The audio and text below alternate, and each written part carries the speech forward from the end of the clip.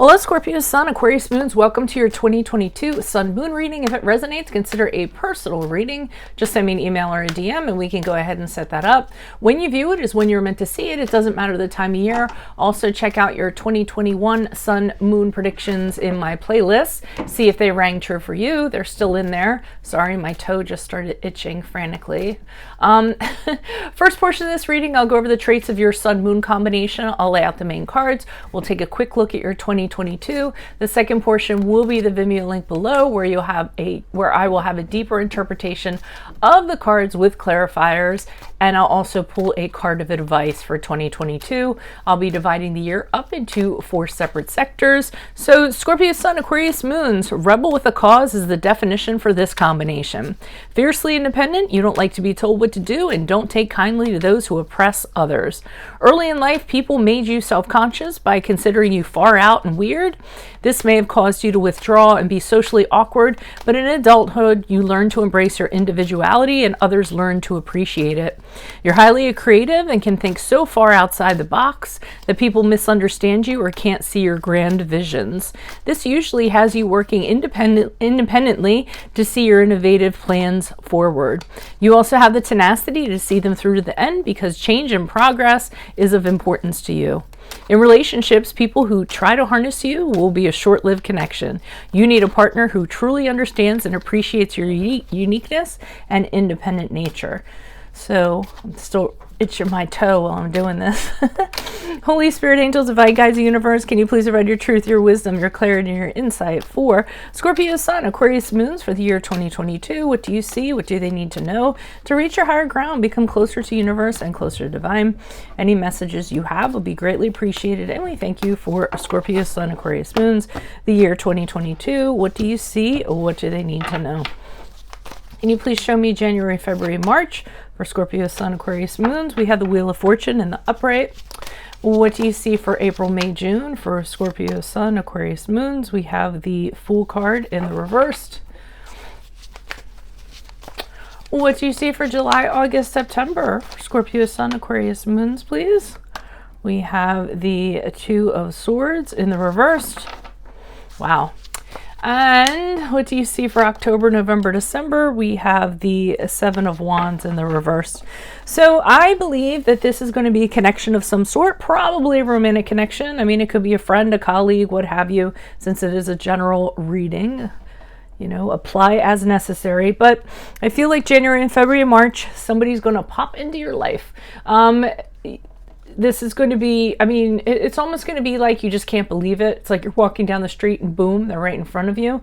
And it's such good fortune because it is the Wheel of Fortune. It's coming at a very good time too. I feel like you're just coming off of a cycle. So, you know, and about to enter another one. So I feel that this is almost like, you know, a turning point for you, a milestone. And it is, you're really surprised. You're like, wow, I can't believe my good fortune that this person is before me now.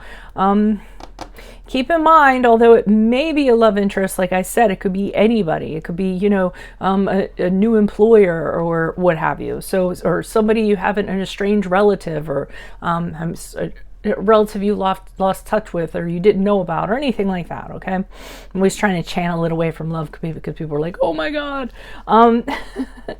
So, but if it applies for love, that's fine.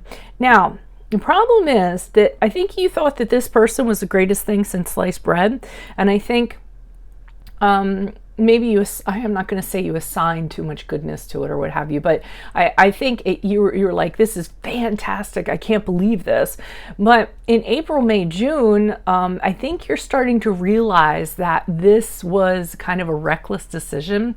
I feel like you jumped into connecting with this person and maybe for what they kind of appeared like or maybe what you had wanted it to be. And I think that during this period of time, you're going to realize that maybe you shouldn't have done that. Maybe that wasn't the best thing. The Fool card can be in reverse, can be when you're looking like the fool because you did something foolish. You weren't prepared when you kind of jumped in, you leapt too far, all that good stuff. So I do think that you're realizing the consequences of your actions immediately after this, or realizing the downsides, or you weren't prepared for what kind of came along with all of this. So you'll experience that around April, May, June. Now, July, August, September has you deciding that you need to do something about this. And you don't want to decide, because either way you're going to go, it has negative things associated with it. So it's not going to bode well for you. So obviously when we have two different things we need to choose from and they both suck, we don't want to choose either one. So you're going to try to put this off probably for as long as you can. But in my readings, the Two of Swords in reverse is pretty much you can't put it off for too long, because either you decide or it's going to be decided for you. It usually, for me, has like an ultimatum or a deadline associated with it. Meaning if you don't decide when this is supposed to be decided, it can affect a lot of other things that you don't want it to affect in your life. And I think it has to do with this that you kind of got into. So you're going to have to make a decision right around July, August, September in regards to this. Now, whatever the decision is with this connection, with this person, with this relationship, they're trying to wear you down. So you might have handed down a decision and it probably didn't go in their favor. So the Seven of Wands in reverse is them trying to talk you out of it. I think they're trying to get you to reverse your decision. They're trying to get you to back down. They're trying to get you to backpedal.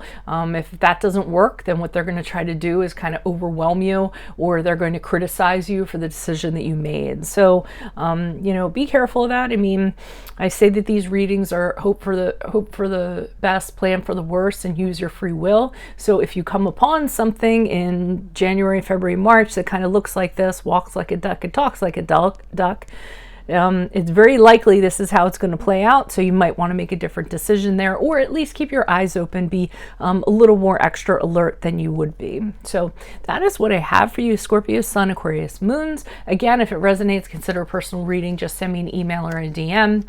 And then make sure you click on the Vimeo link below, where I'll be pulling these clarifiers on these cards for deeper interpretation, plus a card of advice for 2022. I will see you in the Vimeo reading. Adios, Scorpio, Sun, Aquarius, Moons. Bye.